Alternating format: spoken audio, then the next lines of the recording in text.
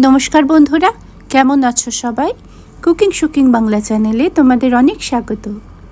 সামনেই জামাইষষ্ঠী, সেই উপলক্ষে নিয়ে এসেছি আজকে একটা স্পেশাল রেসিপি। স্বাদে গন্ধে অতুলনীয় কাতলা মাছের এই রেসিপিটি এবারের জামাইষষ্ঠীতে একদম মাস্ট। চলো তাহলে দেখে নিই কী কী উপকরণ লাগবে। প্রধান উপকরণ কাতলা মাছের পেটি। এই রান্নাটা পেটি দিয়ে সবথেকে ভালো হয়, আর খুব ভালো হয় যদি খুব বড় ওজনের কাতলা মাছটি হয়। এই মাছটি যেমন 17 কেজি ওজনের ছিল। নুন আর হলুদ মাখিয়ে এটাকে আমি একটু ম্যারিনেট করতে রেখে দিলাম, তার কারণ মাছটা অনেকটাই বড় আর পিসগুলো আমি অনেক বড় বড় করেছি। আর এরকম করলেই এই মাছটার কিন্তু দেখতেও যেমন ভালো হবে, স্বাদটাও তেমনি সবথেকে ভালো আসবে। যতক্ষণ মাছটা ম্যারিনেট হচ্ছে ততক্ষণ চলো একটা মশলা বানিয়ে নিই। এই মশলাগুলোর মধ্যে থাকবে 1 চা চামচ লবঙ্গ, 1 চা চামচ এলাচ, 2 ইঞ্চি মাপের দারচিনি, জয়িত্রী 1/2 চা চামচ, 1 চা চামচ গোলমরিচ, 1/2 চা চামচ জিরে, 1/2 চা চামচ মৌরি, 1/2 চা চামচ শাহি জিরে, 1 চা চামচ ধনে গুঁড়ো, 1/2 চা চামচ জোয়ান, আর নিয়ে নেব অর্ধেক জায়ফল। শুকনো খোলায় আগে জায়ফল আর দারচিনিটাকে একটু ভেজে নিলাম, তারপর একে একে সমস্ত মশলাগুলো দিয়ে দিলাম।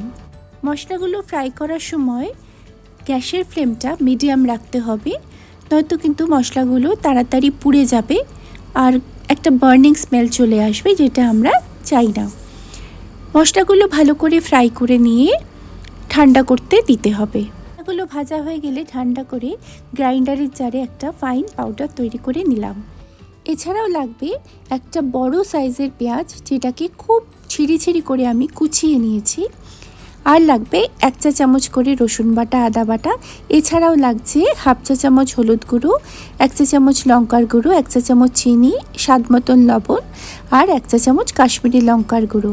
আর নিয়েছি 50 গ্রাম মতন কিশমিশ, যেটাকে আমি একটু গরম জলে ভিজিয়ে রাখছি। এটাকে মিক্সিং গ্রাইন্ডারে একটা পেস্ট করে নেব। 1 টেবিল চামচ টক দইতে মিশিয়ে নিচ্ছি 1/2 চা চামচ করে ধনে গুঁড়ো আর জিরে গুঁড়ো। ধনে গুঁড়ো আর জিরে গুঁড়ো মিশিয়ে দইটাকে ভালো করে ফেটিয়ে আমি রেখে দিচ্ছি। একটা ননস্টিক কড়াইতে পর্যাপ্ত পরিমাণে সর্ষের তেল দিয়ে দিলাম। মাছের পিসগুলো খুব বড় বড়, তাই এগুলোকে ভাজতে বেশ অনেকটাই সর্ষের তেল লাগবে, আর রান্নাটাও কিন্তু সর্ষের তেল দিয়েই হবে। সর্ষের তেলটা গরম হলে খুব সাবধানে গ্যাসের ফ্লেমটা কমিয়ে মাছের পিস ধীরে ধীরে ছেড়ে দিলাম। এক একটা পিস ভাজতে আমার মোটামুটি 2 মিনিট করে টাইম লেগেছে। এপিট ওপিট করে 4 মিনিট করে আমি মাছের পিসটা দুখোলায় ভেজে নিয়েছি। মাছগুলো আমি মিডিয়াম ফ্লেমে ভেজেছি, কিন্তু নামানোর আগে গ্যাসের ফ্লেমটা হাই করে দিয়েছি। এতে মাছগুলো যে তেলটা সোক করেছে সেটা ওই হাই ফ্লেমে ছেড়ে দেবে, আর তেল অনেক কম অ্যাবজর্ব করবে। মাছগুলো একটা বড় পাত্রে পরপর সাজিয়ে রাখলাম, কারণ এই মাছ আমি কিন্তু ঝোলে দেব না। যেমন বিয়ে বাড়িতে, অনুষ্ঠান বাড়িতে মাছের পিসগুলো সাজিয়ে রাখে, ওপর থেকে ঝোল ঢেলে দেয়, আমিও ঠিক সেভাবেই করব। বেঁচে যাওয়া সর্ষের তেলে দিয়ে দিলাম 1 চা চামচ ঘি। এতে তেলের ফ্লেভারটা খুব সুন্দর আসবে। তাতে দিয়ে দিলাম গোটা গরম মশলা ফোড়ন আর একটা তেজপাতা ফোড়ন। ফোড়ন থেকে খুব সুন্দর গন্ধ বেরোলে দিয়ে দেব 1 চা চামচ চিনি। চিনিটা ক্যারামেলাইজড করবে, ভয় পেও না, এটা কিন্তু ঝোলের স্বাদটা একদমই মিষ্টি করবে না, ঝোলের কালারটা এনহ্যান্স করতে সাহায্য করবে। গ্যাসের ফ্লেমটা মিডিয়াম রেখে চিনিটাকে আমি ক্যারামেলাইজড করে নিচ্ছি। চিনিটা যখন একটু গলতে শুরু করবে, তেলে একটা রং চলে আসবে, সাথে সাথেই দিয়ে দেব 1 চা চামচ কাশ্মীরি লাল লঙ্কার গুঁড়ো। লঙ্কার গুঁড়োটা দিয়ে একটুখানি নাড়িয়েই দিয়ে দিতে হবে পেঁয়াজটা, নয়তো লঙ্কার গুঁড়োটা পুড়ে যাবে।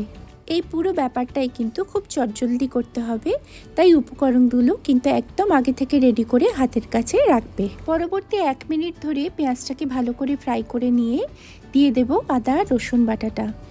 আদা রসুন বাটা থেকে কাঁচা গন্ধ না যাওয়া অবধি ভালো করে ফ্রাই করে নিতে হবে।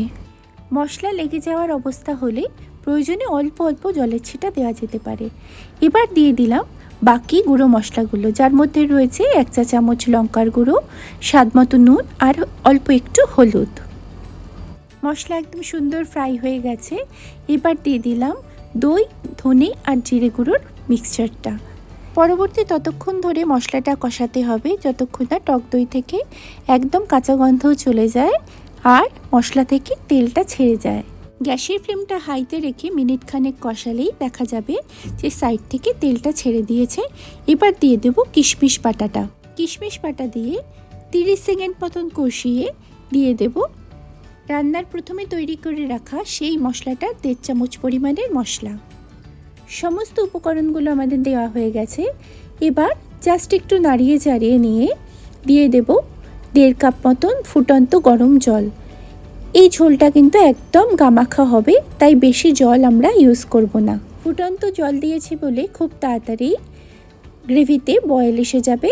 সমস্ত মশলাগুলো ঝোলের সাথে মিশিয়ে পরবর্তী 1 মিনিট ধরে ফুটালেই রেডি আমাদের মেন গ্রেভি। গ্রেভি একদম রেডি।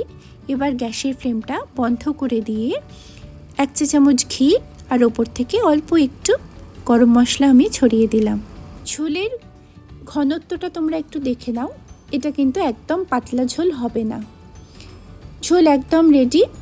এর জন্য আমরা কোনো স্ট্যান্ডিং টাইম কিন্তু দেব না। সাজিয়ে রাখা প্লেটের মধ্যে মাছগুলোর উপর এবার হাতা দিয়ে ধীরে ধীরে ঝোলটাকে খুব সুন্দরভাবে স্প্রেড আউট করে দিচ্ছি।